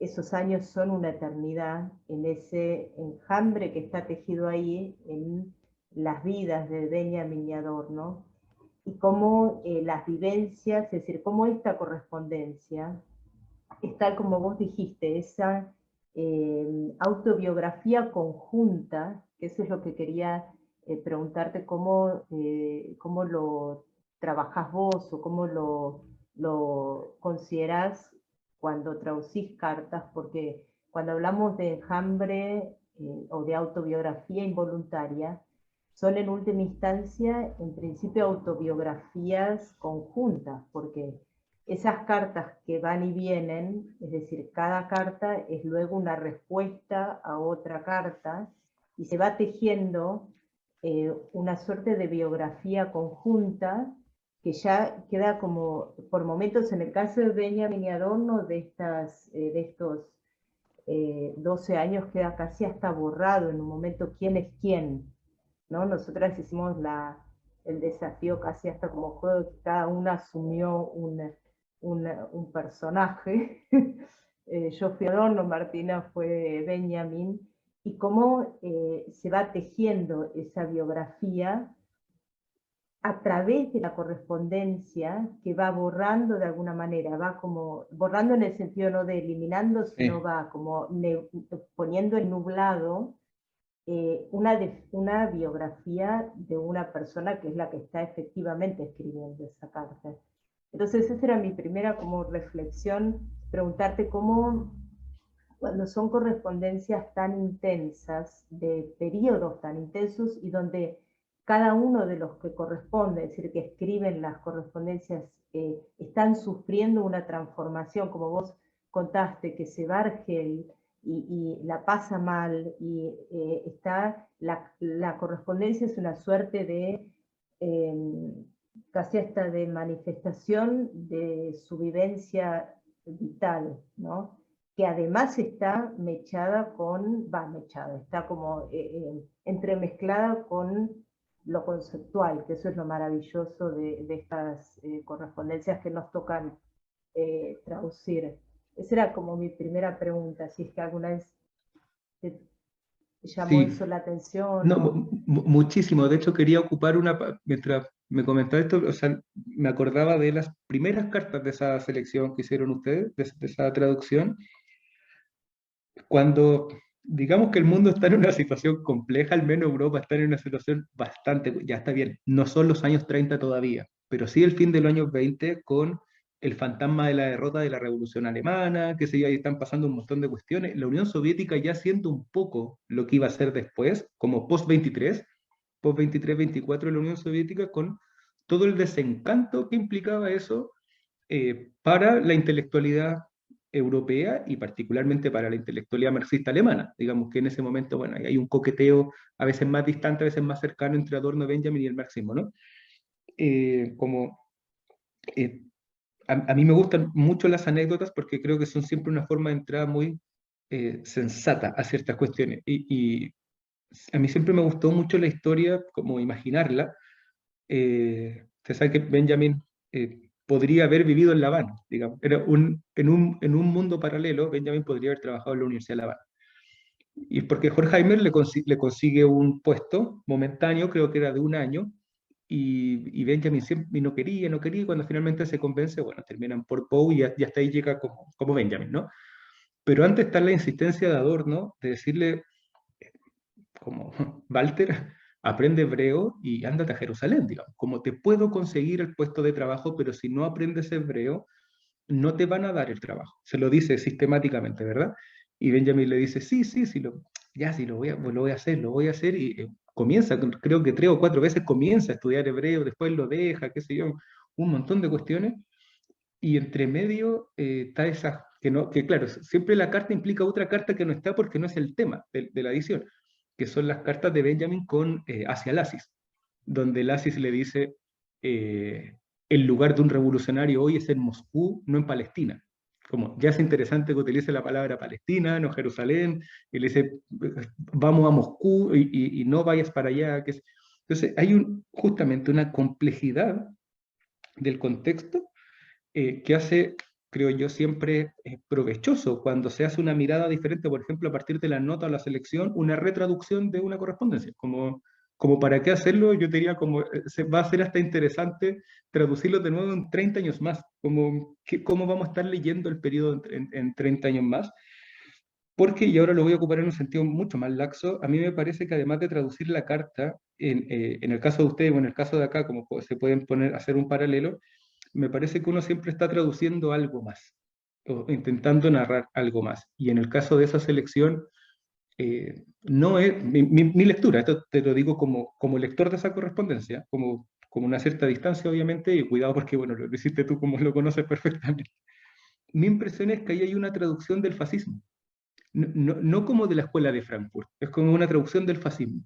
¿Cómo leemos el fascismo a través de unas correspondencias entre que en el fondo son las 3 personas, ¿no? Como el matrimonio Adorno y Benjamin? Y es eso fantástico, porque uno lee el libro y dice, maravilloso, hay un diálogo cuando, por ejemplo, le comienza recién a decir Teddy, como cuando le cuesta como llegar a la cercanía afectiva, y Adorno se lo dice todo el tiempo, dime Teddy, como no pasa nada, dice, estimado Teodoro. Bueno, no sé, cosas de ello, digamos. Y te decía eso de los primeros textos, porque queriendo escribir sobre jazz, sobre arte, qué sé yo, están en esa locura, los dos buscando trabajo, Adorno que se va a Inglaterra, pero no le gusta, se devuelve. Y uno sabe lo que pasó, como y por abajo está diciendo, pero estos tipos están pensando en escribir sobre jazz cuando el fascismo ya viene, como ya está, lo intuyen, lo huelen. Y después del 33 en adelante ya lo viven, lo experimentan, lo padecen. Y siguen pensando el otro tipo como, ándate luego como a Jerusalén, escapa. Y dice, no, es que justo me dijeron que viene un anticuario y que me va a mostrar no sé qué mapa de París. Pero Benjamin, ¿estáis dispuesto como a morir, como por ir a ver ese manuscrito? Eso no lo dice, ¿no? Pero eso es lo que uno lee. Y la respuesta de Benjamin es sí. Y ahí hay algo paradójicamente muy hermoso, que Benjamin en su torpeza, en su insistencia, es decir, como, sí, no sé si el tipo habrá tenido una conciencia de la muerte en los años 30, yo creo que ya hacia el final, por supuesto que sí. Dice como, pero ver el manuscrito lo vale. Como, esa es mi disputa personal contra el fascismo. Ustedes van a disputar con tanques desde la Unión Soviética, ustedes con plata desde Estados Unidos, lo que sea, pero mi trabajo, yo como Walter Benjamin, ¿cómo le voy a disputar al fascismo, el sentido de la realidad? Aquí voy a incluir una palabra que tiene que ver, como una suerte de pulsión de vida. Si está como la muerte en todas partes, mi pulsión de vida va a ser, ir a ver ese manuscrito y el fascismo eso no me lo va a quitar. Quizás no llego a ver el manuscrito, pero voy a ir. Entonces hay una suerte de historia como historia y contrahistoria del fascismo en esa correspondencia que a mí me parece fascinante, como muy, muy fascinante. Nosotros estamos trabajando un proyecto paralelo hace mucho tiempo, que son las correspondencias de la familia Marx entre el 81 y 1911, pero porque la hija Laura vivió mucho más, pero en el fondo son las correspondencias de cuando muere, como el entorno cercano de la familia Marx. Y durante, eso era un interés que surgió por diferentes motivos, y decía como, ¿qué es lo que estamos traduciendo más allá de la carta? ¿Dónde está esta? Porque ese trabajo sí es con muchas más personas. Dijimos, claro, lo que estamos traduciendo acá es una parte de la historia del refugio y el exilio en el siglo XIX. No es la familia Marx por sí misma, no es un fetichismo del nombre, sino que es cómo una familia en particular, como en este caso Benjamin y Adorno, funcionan como ventanas de entrada, como el relato del siglo XIX respecto al refugio, el exilio, los cambios idiomáticos que hablábamos antes, forzosamente tener que hablar otro idioma o volver a la lengua materna, etcétera, etcétera, etcétera. Y en ese sentido creo que uno siempre está traduciendo dos veces, como el texto y la época, a veces con más insinuación, a veces con menos insinuación, pero siempre se está haciendo, y no en el sentido como amable de decir sí, es una forma de leer la época, sino en el sentido duro de decir como aquí hay una narración respecto al horror de la época, a partir como de la belleza, de las simplezas de alguien mandándole el manuscrito copiado al amigo para que le haga observaciones sobre los pasajes de París. Esa belleza se sustenta paradójicamente en el horror, como contexto histórico. Y eso está traducido, por ejemplo, en ciertas palabras, ¿no? Como en ciertas formas de conjugar, de decir, de nombrar. Donde dice, bueno, aquí, ¿qué palabra? Porque puede que exista la palabra alemana así como ya equivalente, pero vocalmente quiere decir algo más. Algo quiere decir con esa palabra. Y me parece que son esos gestos complejos, chiquititos, los que permiten como hacer esa doble lectura de una traducción, que en este caso una correspondencia, por ejemplo. Sí, y en el caso de esta correspondencia, lo que fue muy complejo fue justamente mantener lo que vos mencionaste también, ese registro temporal que hay en las correspondencias. Por eso decía yo estos pocos años que fueron una eternidad en realidad, Sí. cuando se terminó de instalar, digamos, cuando la situación terminó siendo clara y dura, y cómo hacer como traductores y traductoras ese registro temporal, cómo reponer ese registro temporal y no aplanar la temporalidad en una correspondencia que son los mismos interlocutores, digamos así, con los temas a veces se sostienen desde la primera hasta la última, el famoso exposé, pero cómo eso se va modificando a partir de la temporalidad propia, es decir, a partir de la historia que está viviendo cada uno, es decir, o que están viviendo juntos y que la están viviendo a través justamente de la correspondencia, ¿no? Como ese desafío de reponer las capas temporales cuando traducimos correspondencias o cuando traducimos cada una de las cartas que después conforman que terminan siendo un órgano, es decir, una selección sí. Y que después se autonomiza y bueno, tener eso siempre presente, ¿no? Que deja fuera algunos aspectos, pero bueno, no aplanar el tiempo al después tener esa unidad completa que podría pasar a ser una unidad cerrada, o que pasa a ser, después por ser un libro, ¿no? Sí, te puedo poner un ejemplo que me acordé ahora mientras mencionaba esto. En el fondo son dos ejemplos, pero muy similares o análogos. El espectro, podríamos decir, como de la influencia hegeliana, creo que siempre ha estado muy marcada por la lógica del famoso prólogo a la filosofía del derecho. Es decir, hay parte de un texto de filosofía que es como primario y otro que es externo, exógeno, qué sé yo, los famosos prólogo, epílogo, y desde ahí correspondencia y como escrituras menores. Dicho así, yo no estoy en absoluto de acuerdo, pero dicho así, ¿no? Pero hay algo muy interesante en eso, y esto lo puedo decir, casi toda la gente que está acá las conozco, que se los puedo decir como con honestidad. Esas escrituras son las que más me interesan, como esas escrituras entre comillas menores. ¿Por qué? En el caso del marxismo y el hegelianismo hay una cuestión muy interesante, y es que yo no me acercaría como al Capital, ese es mi punto, como no sabría qué hacer ante un texto, intentar traducir un texto como el Capital, como yo creo que me desmayo, no arranco, no sabría qué hacer en ningún registro. Pero en el famoso epílogo a la segunda edición alemana, cuando Marx dice, me declaro hegeliano y como a mucha honra, como cuánta tesis de doctorado a nivel mundial ha producido esa frase, digamos, como anualmente deben ser decenas. De otra parte, ¿cuántas tesis doctorales produjo la famosa frase hegeliana en el prólogo a la filosofía del derecho, lo real es racional, racional es real? Como, todo pasa por ahí. Cuando ambas narraciones son hipotéticamente externas. A mí lo que eso siempre me provoca es, bueno, es que en realidad es externalidad. Decir que es externo es ya una externalidad. Como ese prólogo es parte integrante del texto, pero no en el sentido lógico del argumento de qué será el valor y la transformación del valor en precio en el capital o qué sé yo, sino que ahí está, en esa temporalidad que decías tú, la explicitación de la intencionalidad de la escritura. Hay una provocación en la escritura, que es muy difícil a veces, dependiendo del idioma, por supuesto, transmitir esa provocación sin tener que sobreexplicarla en una nota al pie.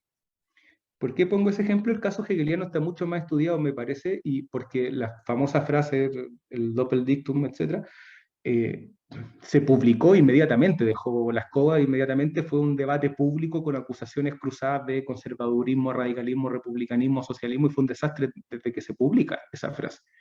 Es que le valió a Hegel que le intervinieran las clases desde la Iglesia Católica, digamos. Fue una frase compleja desde su momento. La de Marx no. La de Marx pasa al olvido hasta los años 20, cuando Lukács se le ocurre hacer como el marxismo hegeliano, inventa el marxismo hegeliano, podríamos decir, para el siglo XX, o al menos la forma que iba a tener en ese espectro, y desde ahí tiene una suerte de vida propia. Y eso se puede traducir como un prólogo muy lindo y queda espectacular, pero yo siempre reparo ahí y digo como, pero calma, aquí hay una cuestión muy compleja sucediendo, y es qué significa la palabra hegeliano en 1872, que no significa hegeliano. Marx no está diciendo soy hegeliano así como soy kantiano o como que me gusta la filosofía kantiana.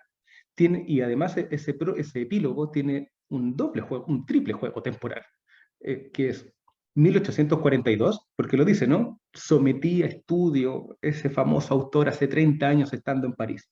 Es decir, cuando está escribiendo los manuscritos económicos filosóficos. Y también cuando escribí este libro, 1867, cuando los epígonos, ¿se acuerdan la frase, no? Y después dice, y ahora lo reafirmo. Es decir, ¿cuándo? En los 70. ¿Qué está pasando en los 70? Está Bismarck, posguerra franco-prusiana, post-comuna de París, y qué significa la filosofía hegeliana en la época. Yo siempre cuento esta historia porque me parece que es fundamental respecto a lo que está diciendo Laura. Bismarck no se metió en filosofía, tenía como una distancia muy grande con la filosofía oficial y formal, no era su problema, era un político, y inaugura la política, o hay una suerte de política moderna, como de técnico en política, no de intelectual en política. Y las pocas veces que habla de Hegel, lo relaciona con el mundo urbano, con el mundo, le dice francófilo, le dice el filósofo francófilo del mundo urbano. Y en ese mismo discurso dice, en cambio lo que nosotros queremos es la Alemania profunda, rural, campesina. Y eso va a tener ribetes para el siglo XX que no nos vamos a meter ahora en eso, pero la Alemania profunda, rural, campesina, no esa francofilia hegeliana. Creo que esa es la frase como un poco más exacta. Entonces, cuando Marx está escribiendo eso, el 72, está diciendo, me declaro como hegeliano anti-bismarckiano.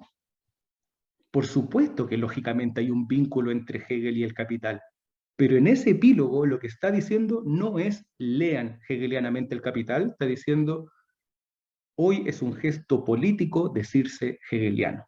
como durante el siglo XX en muchos aspectos, por ejemplo, latinoamericano, era lo mismo que decirse marxista. ¿Leí algo de Marx? No, pero soy marxista, porque estoy diciendo soy no el Estado tal cual existe, ¿no? ¿Y qué significaba decirlo el 67? Significaba otra cosa. ¿Qué significaba decirlo el 42, el 43, cuando la persecución hegeliana está en su momento más sano en Berlín? Como es tanta la persecución hegeliana que, o sea, la persecución contra la escuela hegeliana desde el 41 en adelante, que hay relatos de enviados especiales de Berlín a París para tener lista de cuáles eran los hegelianos en París, publicando como asuntos hegelianos. Entonces, Marx tiene todo eso en mente porque su público lector es la misma generación, por ejemplo, de exiliados y refugiados constantes dentro de Europa. Y cómo eso permeó desde los migrantes rusos, Herzen, Bakunin, etcétera, todos hegelianos en algún momento, hasta Europa Central y qué sé yo. Entonces es una suerte de provocación que para la época es muy explícita, es muy claro cuando Marx está diciendo me declaro hegeliano. Pero cambia la época, cambia el contexto narrativo y la ficción va perdiendo un poco su representatividad. Y se inauguran otras formas de leerla, que por supuesto no vamos a decir que estén equivocadas, porque no es nuestro interés disputar eso, sino que el interés está en volver al otro, no por una cuestión originaria, sino una cuestión de contexto narrativo para entender esa palabra. ¿Qué significa la palabra en ese momento? Significa me declaro socialista republicano, constitucionalista en 1841, republicano en 1872. Eso significa la palabra, entre muchas cosas más. Entonces, cuando se ocupa como provocación o se entiende ese contexto, cada palabrita empieza a tener como su complejidad, porque está intencionada, está como con una carga, podríamos decir con una rabia. No son los 20 años de redacción del primer tomo del Capital, reposado, ultra reescrito y revisado. No, es la rabia de la escritura o el patos de la escritura como provocación política para un tiempo presente, para un lector en particular. Me parece que paradójicamente la carta está más cerca de eso que de los 20 años de manuscrito del Capital, ¿no? Esa es la vuelta que me parece que siempre hay que pensar. Como esas palabras complejas, a propósito de lo que decía Jorge también, como ¿significan lo que dice el diccionario y que uno memorizó? ¿O hay algo, un valor conceptual más allá de la pura palabra como categorialmente entendida? Y ahí está como esa dualidad o multiplicidad de temporalidades a veces en una palabrita, como en el caso de soy hegeliano, y que podríamos hacer la historia, ¿no? Hubo un presidente de México, no sé si alguien se acuerda, que se declaró hegeliano al asumir la presidencia, en los años 70. Y hubo una presidenta de Argentina que también se declaró hegeliana en algún congreso en San Juan hace algunos años. Pero habría que hacer la historia conceptual de esa palabra en algún momento, como argumento. Muy, muy interesante. Gracias, Ángelo. Bueno, yo espero un ratito a ver si o unos momentos a ver si alguien quiere preguntar algo, comentar.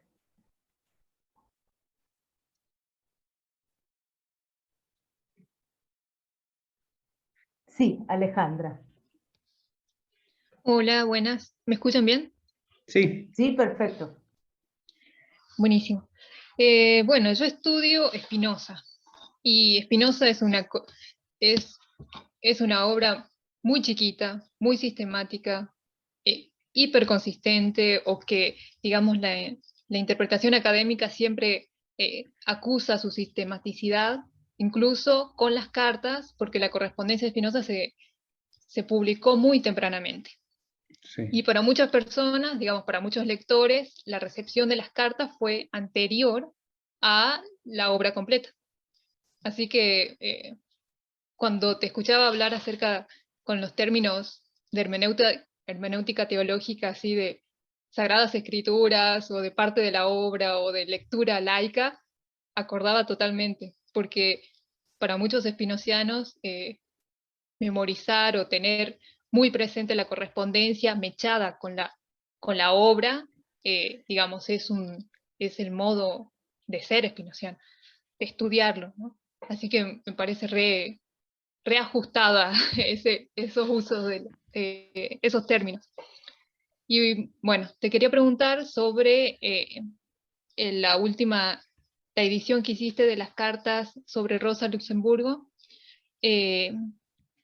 porque está el proyecto, desde hace un tiempo que estoy siguiendo el proyecto de la traducción de toda la obra al inglés, de toda la obra de Rosa Luxemburgo al inglés.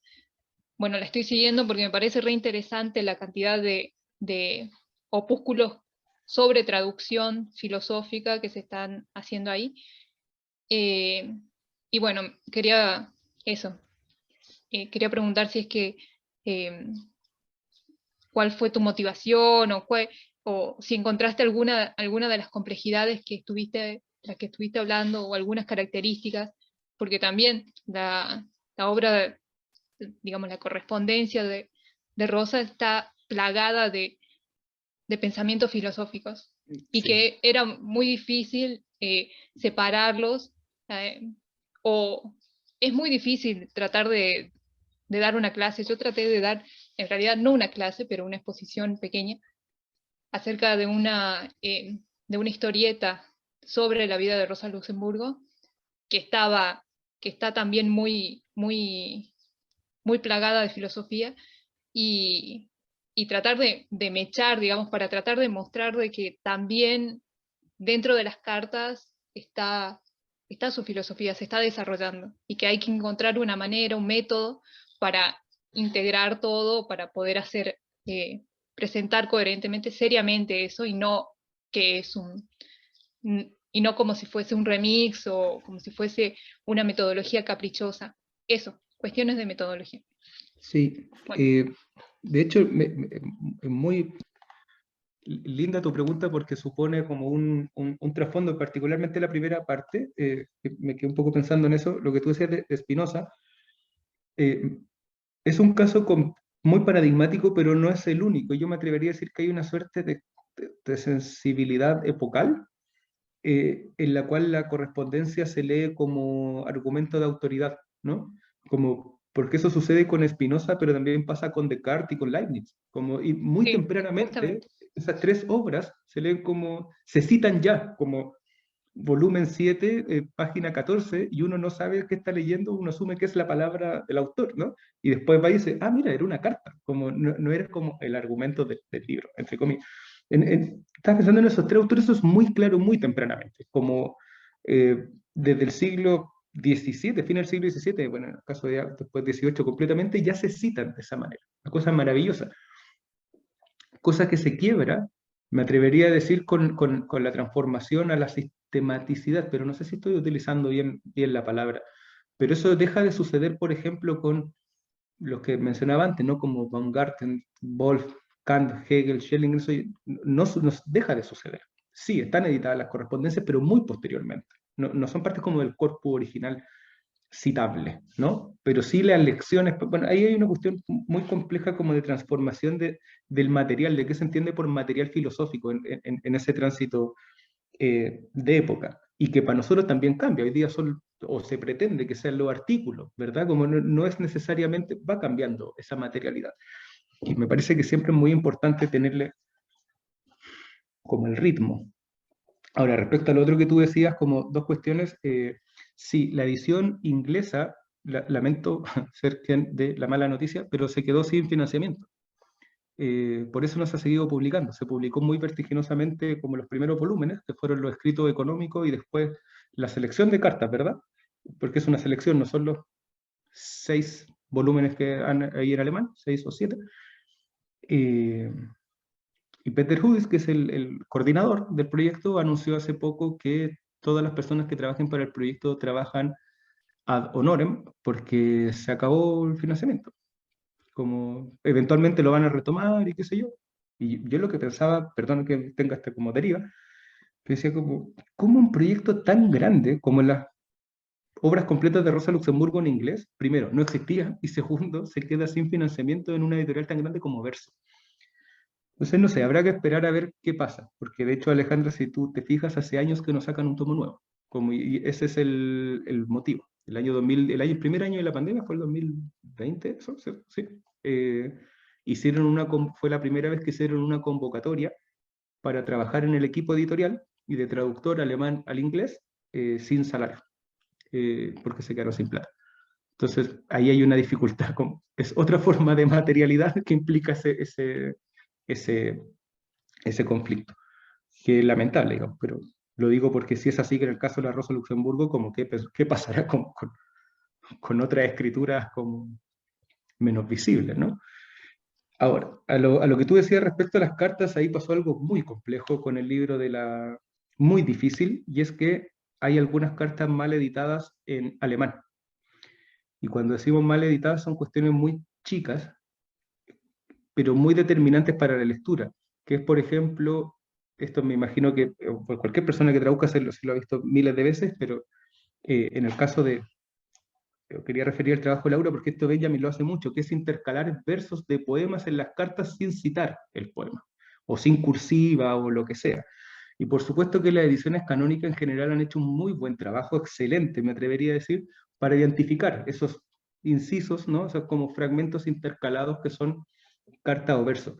Pero en el caso de la Rosa Luxemburgo hubo, por algún motivo, una cuestión media desprolija en algún momento, y poemas pasaron a formar parte de la carta escrita de Rosa Luxemburgo cuando en realidad eran versos citados, ¿sí?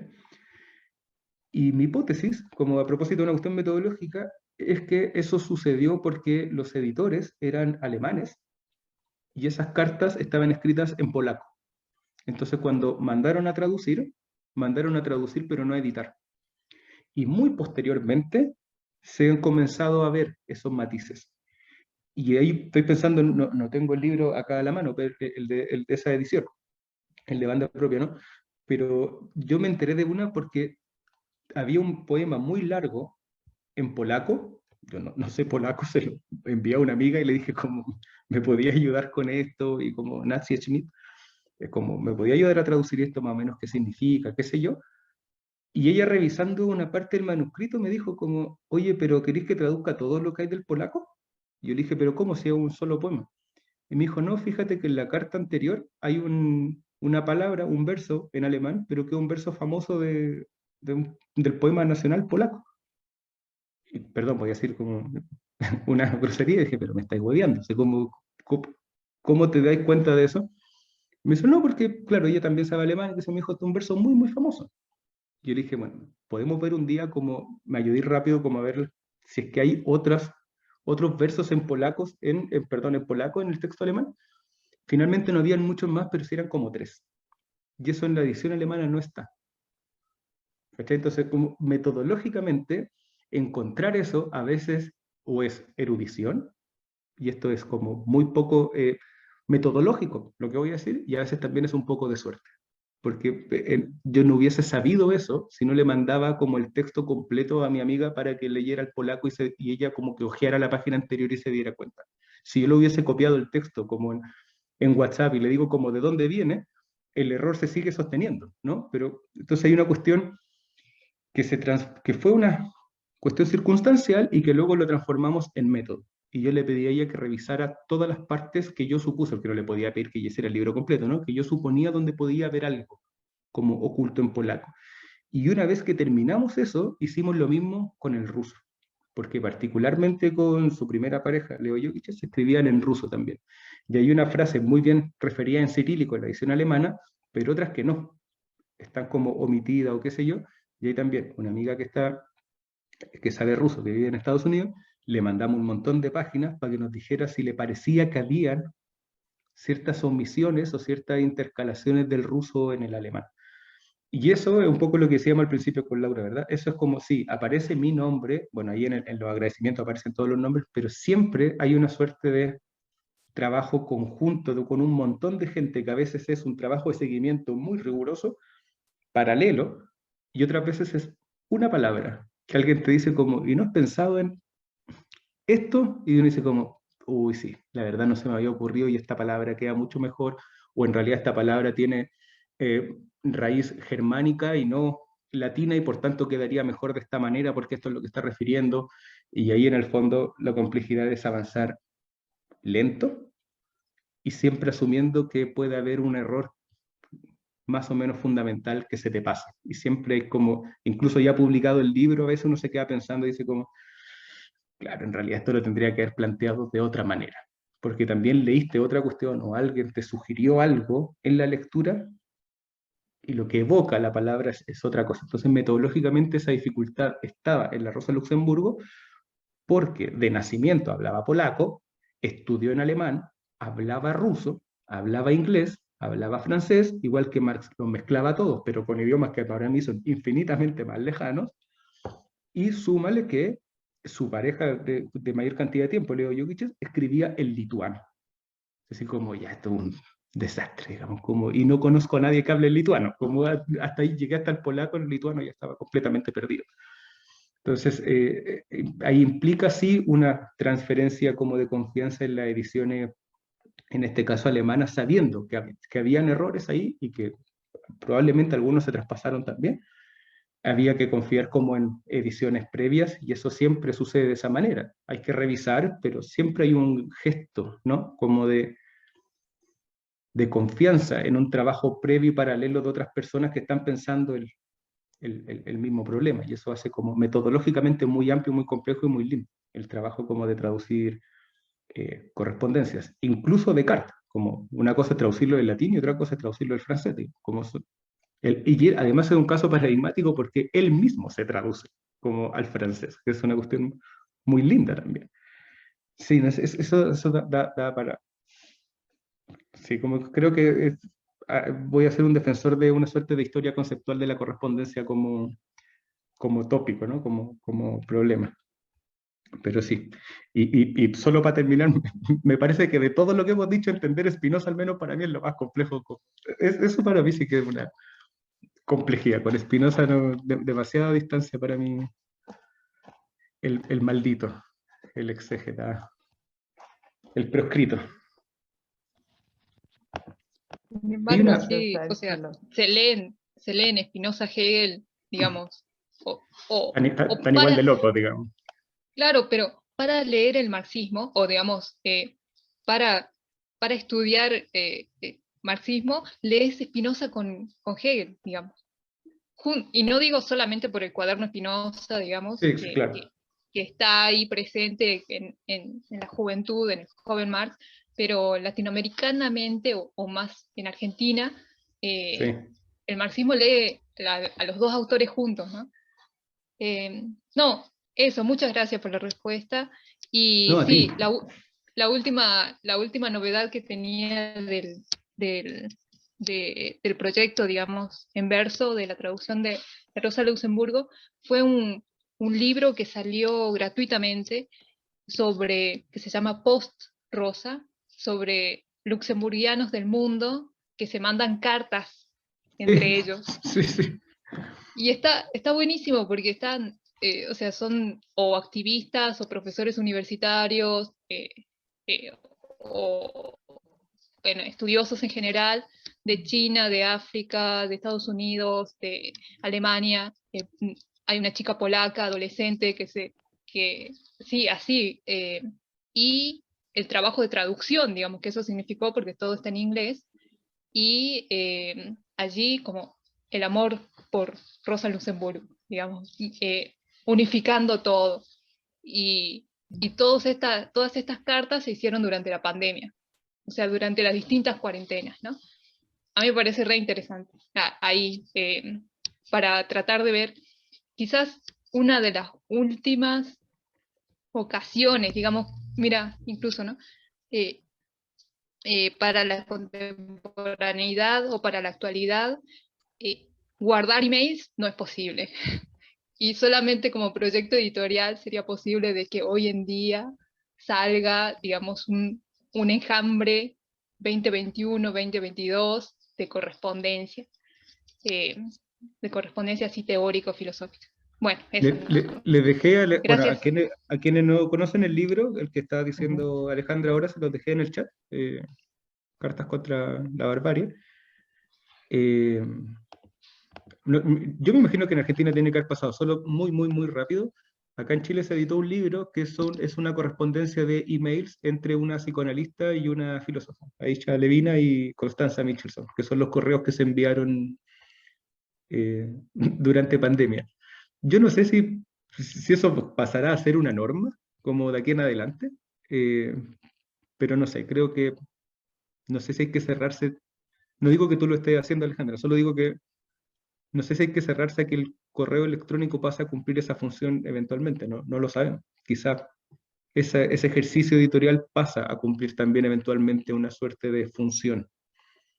Porque incluso pensemos que alguien muriendo, por ejemplo, le podemos como de alguna manera conseguir la clave del correo electrónico y sistematizar y editar sus correos electrónicos con tal o cual persona, digamos. Suena curioso porque no se ha hecho tanto, pero no sé si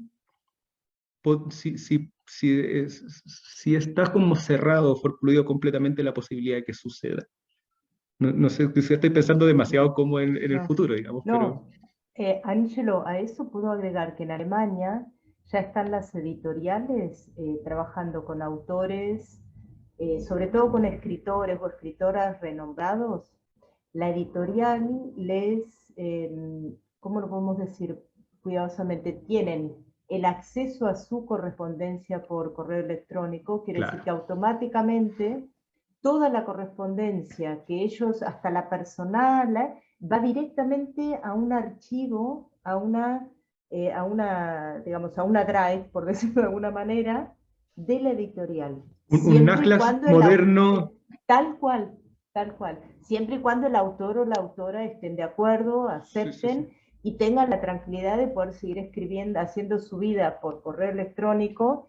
Yo tengo 3 amigos, son los 3, digamos, varones, que al principio es muy raro, porque uno sabe que lo que está escribiendo, eso va a ser después publicado, y a veces le querés solamente preguntar, uy, ¿cómo le fue el otro día?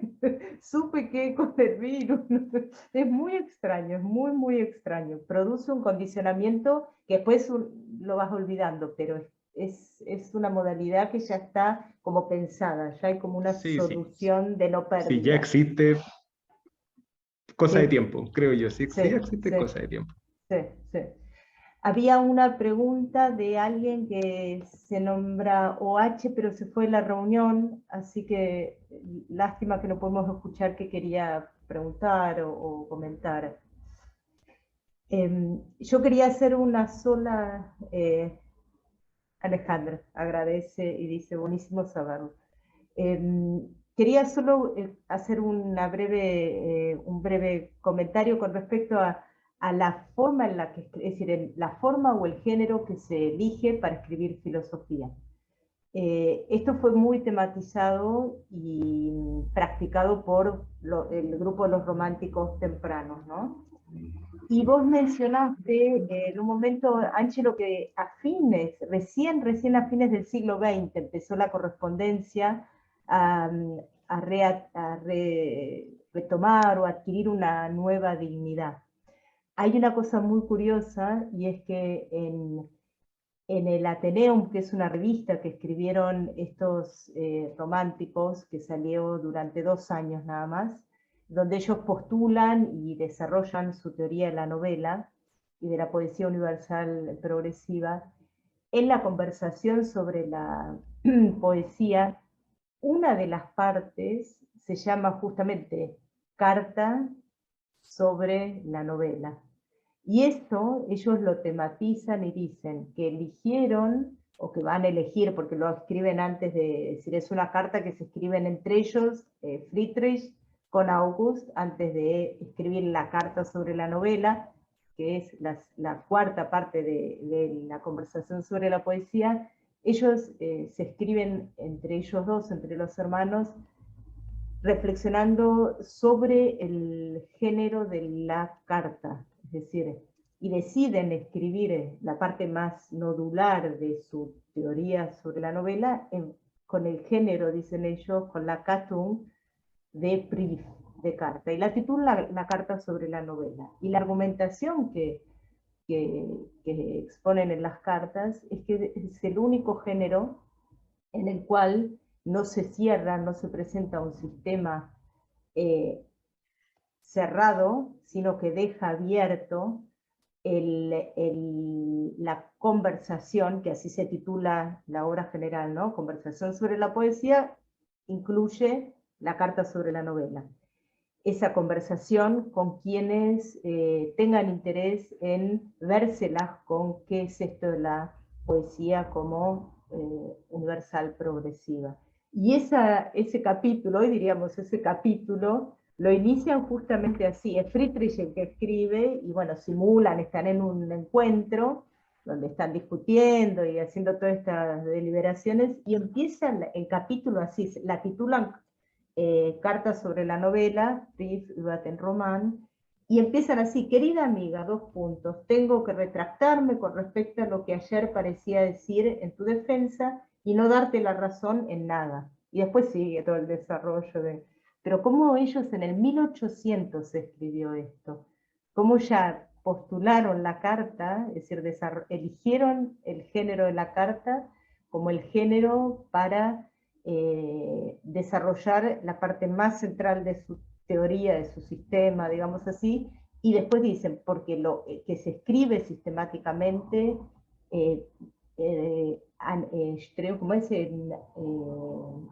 tiende a ser tan sistemático que no da lugar ni a la duda, ni a la interpelación, Claro. ni al cuestionamiento. Así que era, bueno, solo un comentario por esto de los géneros que mencionaste, ¿no? Como lo sistemático, el modelo de tratado sería, quizá podríamos decir, el género de tratado es el que se impone para lo sistemático. Esa es una buena palabra. Yo estaba pensando en sistemático todo el Sí, rato, pero sí, sí, es la lógica del sí. tratado, digamos, porque obviamente a veces la forma se resiste a la sistematicidad del tratado de mejor o peor manera. Estaba pensando mientras decía esto, un diálogo que siempre suelo tener con estudiantes, como que lo pongo como ejemplo.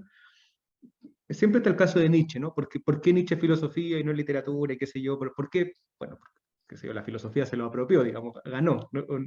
Por diferentes motivos, lo que sea. Pero hay un caso que a mí me gusta un poquito más porque es más ambiguo, que es el de Boecio. Como, ¿por qué la consolación de la filosofía pasó a ser como historia de filosofía medieval y no otra cosa?